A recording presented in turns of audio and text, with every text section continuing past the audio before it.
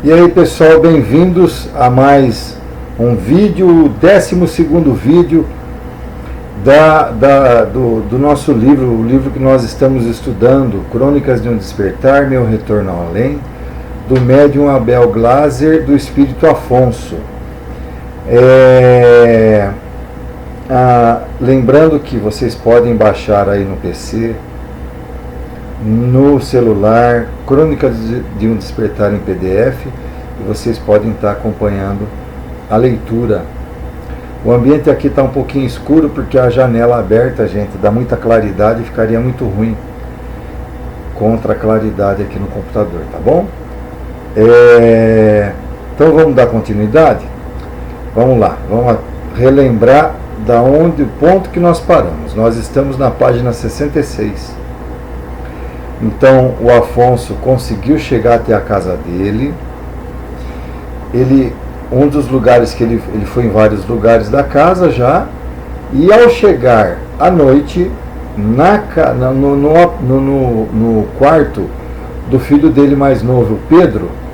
O filho dele, o mais novo, é aquele que não é tão materialista, ele é mais espiritualista. Então ele estava em sono, né? E quando a gente entra em sono, nosso espírito fica liberto do corpo. Quando estava quase amanhecendo, que ele resolveu acordar, vamos dizer assim, né? Estava no horário do Pedro acordar. Então o Pedro, antes de voltar ao corpo físico dele, ele conversou com o pai dele, para vocês entenderem que isso é perfeitamente possível. Quando nós entramos em sono, que nosso espírito está liberto, muitas vezes nós conversamos sim com os desencarnados, tá?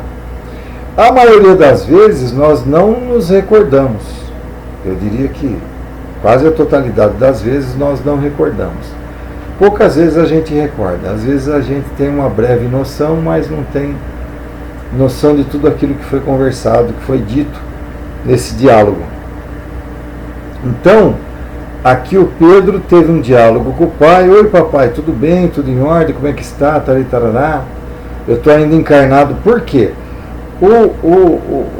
No caso, o Espírito Afonso aqui, gente, ele agora que ele está tomando conhecimento do desencarne dele, e ele não sabe o que é possível ou não como desencarnado. Como desencarnado, ele conversou com o filho dele, só que ele está começando a entender essas coisas. Então ele ainda, inclusive na hora, ele menciona aqui que na hora que o Pedro vai conversar com ele em espírito, ele toca no ombro do pai. Então ele fica perplexo, porque como espírito, como é que ele pode ser tocado no ombro? Somente por outro espírito, evidentemente, né? Então, mesmo o filho dele estando encarnado, na hora do sono, né? Como o espírito está fora do corpo, ele pode tocar no pai. Então, a gente vai continuar a partir do momento que, então, na página 66, tá bom? Vamos lá. Momentos depois, meu filho levantou-se do leito e espreguiçou-se exatamente como eu fazia. Foi direto ao banheiro, mas não parecia estar preocupado comigo. Resolvi segui-lo, pois ele era a minha única esperança de sentir-me parcialmente vivo de novo. Ainda que estivesse bem próximo, Pedro não me sentia. Frustrei-me. Descemos juntos à mesa do café e sentamo-nos lado a lado. Elvira estava presente e conversava amenidades. Em determinado instante, o rapaz parou de beber o suco, retirou o copo da boca e disse: sonhei com o papai esta noite. Ele parecia não estar muito bem. A senhora tem pensado nele? Em seu pai? Confesso que faz muito tempo que não o tinha em mente. Quanto a isso, não me restava a menor dúvida. Eu sabia muito bem porque ela não pensava mais em mim, completei por minha conta. Fiquei contente em sonhar com ele, pois agora sei que está por perto. Sei que ele está por perto. Como assim, Pedro? Ora, deve estar desprendido do seu corpo e vagando pela casa à procura de ajuda. Pare com isso, Deus do céu. Que pensamentos esquisitos você tem, meu filho? Não são esquisitos, mamãe. É a realidade. Se papai morreu e não foi recolhido por alguma colônia espiritual, deve estar vagando por aqui em busca de respostas que ele não tem. Isso mesmo, garoto, continue. Quer dizer, ele está vendo que o filho dele entende mais um pouco dessa vida espiritual e está conversando com a mãe sobre isso. E ele está incentivando, né? Isso mesmo, continue com isso, para que eles sintam que eu tô aqui na casa, né? Você só fala tolices, aqui é Elvira, né? Quando menor, era católico fervoroso e quase fui coroinha na capela do colégio. Depois, influenciado pelo seu tio Jofre, que Deus o tenha, tornou-se para o lado desse tal espiritismo. Agora só fala em colônias espirituais, espíritos e reencarnação. Tenha paciência, Pedro. Ninguém aqui em casa jamais lhe deu algum crédito, nem mesmo seu falecido pai. Aliás, Afonso brigava sempre com o irmão por causa dessas conversas, lembra-se? Sei disso, mas não me impede de continuar acreditando em determinadas coisas que agora, a partir do meu amadurecimento e de minhas reflexões, julgo verdadeiras. Não impede. A liberdade de crença nesse país. Pense como quiser, mas não tente impor o seu pensamento a mim ou a seu irmão. Seria inútil. Aliás, do mesmo modo que aconteceu com o papai. Ele nunca me ouviu, por isso deve estar sofrendo em algum lugar. Talvez precise de auxílio. Imagine o que quiser, Pedro, mas poupe-me desse tipo de conversa durante as refeições. Tenho outra crença e a única coisa que gosto de fazer de vez em quando é ler a Bíblia. Está bem, não tornarei a esse assunto. A senhora vai sair hoje à noite? Por quê? Preciso do carro. Vou à reunião. Os seus encontros fantasmagóricos. Não são fantasmagóricos, mamãe. Deixe de implicância. Muito bem, pode usar o carro. Vá onde quiser. Afinal, você já está bem grandinho. Eu vou sair com Walter e devo retornar tarde. De novo o nome do gerente. Agora é o Afonso pensando. Como era cruel não poder participar da vida que um dia foi minha. O pior era o inconformismo com essa situação. Era inadmissível ver minha esposa com outro homem, ou mesmo ver-a participar da rotina do lar sem reverenciar a minha figura. Então, gente, depois desse diálogo que teve a mamãe e o Pedro, né, a Elvira e o Pedro, no qual esse diálogo ela não acredita em nada do espiritismo, que de vez em quando lê a Bíblia, mas malemar deve praticar alguma religião. Ele, o Afonso desencarnado, se incomodou com a situação da Elvira estar com o antigo gerente de vendas dele e que não se conforma dela não está preocupada com ele. Gente, olha, quem está apegado ao terra a terra é terrível. Mas depois que você desencarna, gente, vida que segue. Vida que segue, você não tem que ficar retornando ao seu lar para ficar preocupado com a família. Nós, nas sessões de desobsessão, nós atendemos muita gente que está no terra a terra e que eles não entram no faixa de entendimento que eles estarem presentes na casa só traz não traz nada de bom. O espírito, por mais que o espírito ame a família, ele sempre irá atrapalhar, porque ele acaba se tornando um obsessor, mesmo amando, você entendeu? Mesmo amando a família, ele se torna um obsessor daquela família. E o Afonso aqui, como ele pensa e age e quer tomar conta, quer participar do dia a dia, acaba tomando opinião e acaba influenciando na opinião de alguém. Você entendeu? Que não é bom quando você desencarna, você tem que sair o mais rápido possível do terra a terra.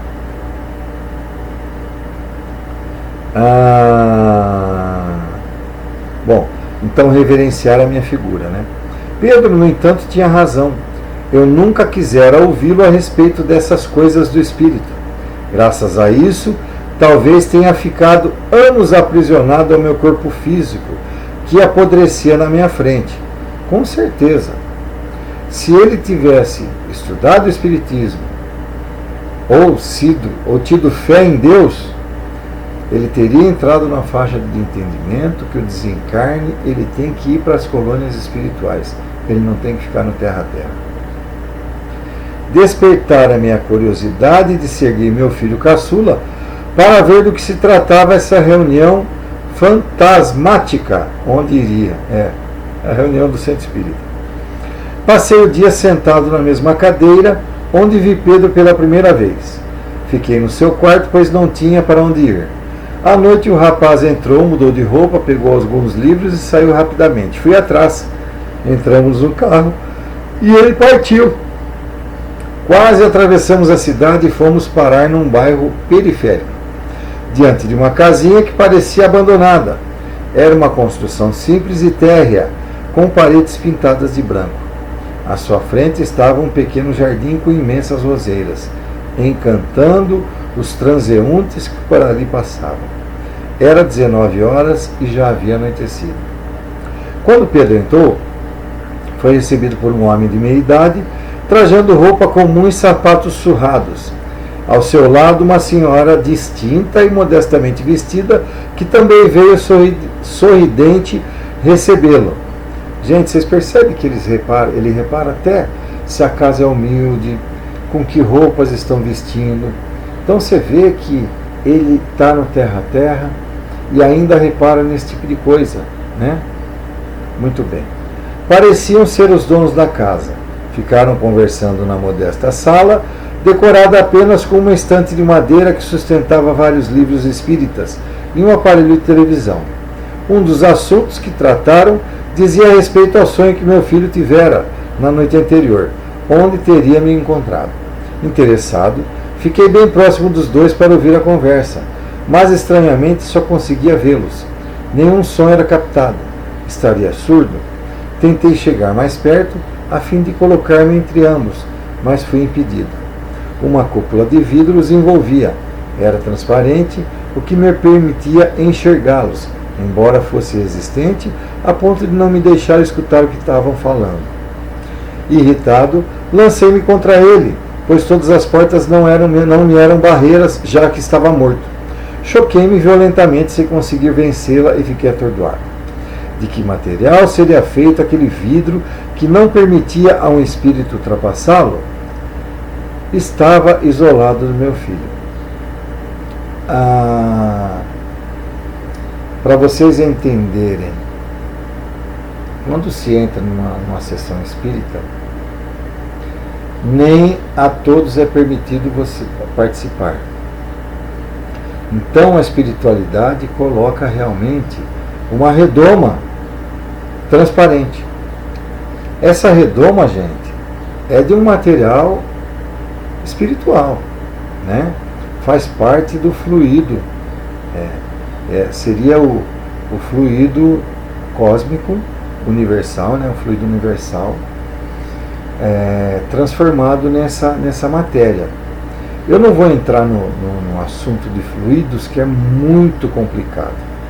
Vocês precisariam participar de uma palestra só para entrar na faixa de entendimento de fluidos, fluido cósmico, fluido vital, fluido universal, fluido magnético, fluido, enfim, né? É uma infinidade de fluidos.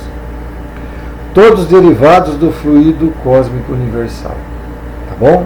Mas eu não vou entrar nessa. Então, a espiritualidade, quando está nas sessões espíritas, principalmente sessões de desobsessão, criam uma barreira como se fosse uma redoma, ela é totalmente translúcida, ela é totalmente transparente, tá bom?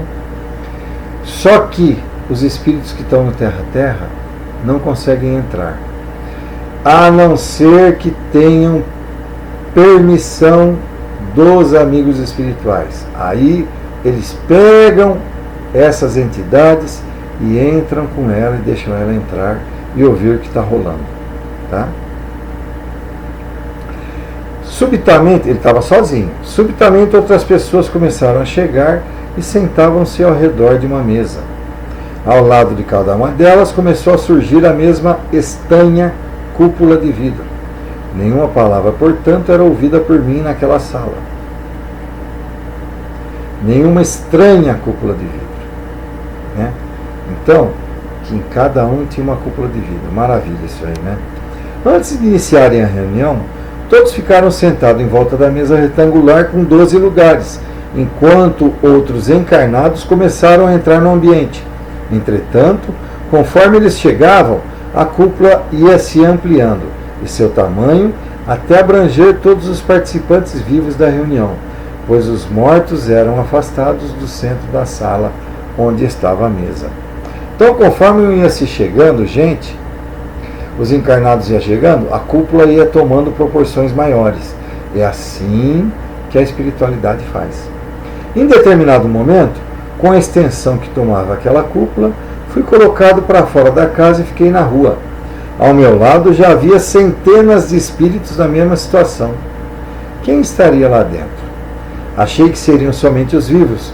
Momentaneamente, conformei-me, uma vez que nenhuma criatura como eu conseguia ingressar no lugar. Uma luz amarela bem forte nasceu dentro da casa e brilhou intensamente por alguns minutos. Quase cegou-me e fui obrigado a fechar os olhos. De repente, alguns espíritos vestidos de modo estranho começaram a entrar na sala. Julguei profundamente injusta essa distinção e lancei-me contra a cúpula novamente. Foi infrutífera a minha tentativa de romper o cerco. Estava isolado do lado de fora. Entravam somente alguns vestidos de índios e outros de romanos. Havia também uns que usavam vestes brancas longas como túnicas ou vestidos. Seria necessário alguma roupa especial para o encontro? Talvez por isso não estivesse conseguido entrar. Mas onde conseguiria outra vestimenta? Resolvi aguardar até que um espírito chegou perto de mim e disse: bom, gente, aí ó, você vê que ele vê alguns índios, outros somente de branco, outros vestidos com vestes romanas, e tem muitos outros, caboclos, pretos velhos, entendeu? O que são esses espíritos, gente? São os espíritos mais elevados que vão participar da reunião mediúnica, porque o que dá a entender aqui é que vai ser uma reunião de desobsessão, é uma reunião mediúnica. Muitos desses que estão entrando, além de serem trabalhadores da casa, são os mentores espirituais de cada encarnado que está lá. Não necessariamente os anjos da guarda, mentores espirituais. Ao mesmo tempo, podem também ser os anjos da guarda, mas não necessariamente são. Entendeu? Eu, por exemplo, eu tenho um mentor espiritual que é um caboclo. Ao mesmo tempo, eu tenho meu anjo da guarda, que é o Miguel, que participa da equipe de socorristas. Tá bom? Vamos separar uma coisa da outra. Tá bom? Então, ele chegou um espírito perto do Afonso e chegou para ele e disse: faz quanto tempo que você espera uma oportunidade de entrar? Ele disse: acabei de chegar junto do meu filho e de repente fui colocado para fora. Você sabe o que está acontecendo lá dentro? O seu filho participa das reuniões em que plano? Como assim? É vivo ou morto? Ora, obviamente ele é vivo. Não é tão óbvio assim, porque você está vendo que outros entram na sala e são espíritos como nós. Está certo, me perdoe. Estou um pouco irritado, porque não sei para onde ir e não gostaria de estar longe de Pedro. Pedro é seu filho? É. Somente ele conseguiu ver-me depois que morri, por isso preciso dele para entender o que está acontecendo. Aliás, você é o primeiro que fala comigo desde há muitos anos. Chamo-me Plínio, prazer em conhecê-lo. Falou, prazer meu, eu sou Afonso. Pois bem, Afonso, há quanto tempo você sabe que está morto? Há poucos. Passei muitos anos praticamente enterrado, você me entende? Sim, já vi casos assim. Todos não são do mesmo modo? Não. Eu, por exemplo, desde o primeiro dia, fiquei na minha casa e não arredei o pé. Sabia que tinha acabado, mas mantive-me alerta. Ninguém podia chegar perto das minhas coisas e eu ficava descontrolado, mas sabia que estava morto. Depois me conformei e larguei tudo para trás. Hoje fico vagando em busca de um lugar definitivo para ficar. Por que houve essa diferença entre nós? Eu não conseguia sair de perto do meu corpo. Depende do que você aceitou para si mesmo. Pelo que sei, enquanto ficar negando a morte, o espírito segue junto com o corpo até que admita internamente a realidade. Outros, porém, são arrastados por criaturas terríveis e locais piores do que uma cova de cemitério. Lembrei-me do rapaz que morrera no acidente de carro. Realmente, ele fora levado para uma multidão de entidades soturnas. Gente, então, esse diálogo está sendo de extrema importância para ele. Você viu que o Plínio, que é outro espírito que chegou perto dele, estava na casa dele, sabia que estava morto, mas era um obsessor. Aí ele percebeu que ficando lá como obsessor era pior, e que ele estava vagando até achar um lugar que o acolhesse como espírito e o encaminhasse para uma colônia espiritual. E ele está explicando para o Afonso tudo aquilo que aconteceu para ele, que a faixa de entendimento do Afonso era de um espírito que não acreditava na morte e que ficou acompanhando todos o processo de desencarne dele. Tá bom? Então, nós estamos entrando agora na página 73 e vamos parar por aqui para mais um vídeo na próxima. Espero fazer ainda essa semana pelo menos mais um ou dois vídeos para a gente ir em frente. Tá bom? Um abraço a todos vocês.